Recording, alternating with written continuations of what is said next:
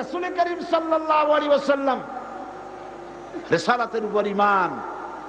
আমি আবারও বলি, মিলাদ শরীফ পড়ে মিছিল করে জশ্নে জুলুস করে রাসূলের রিসালাতের উপর ঈমানের দাবি পুরো করা যাবে না।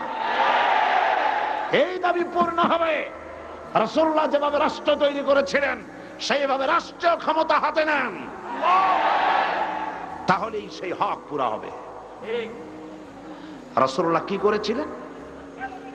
কোরআনে কারিমে আল্লাহ রাব্বুল আলামিন বলেন, ইয়ামুরুহুম বিল মারুফি ওয়া ইয়ানহাহুম আনিল মুনকারি ওয়া ইউহিল্লু লাহুমুত তাইয়্যিবাত ওয়া ইউহাররিমু আলাইহিমুল খাবাইথ।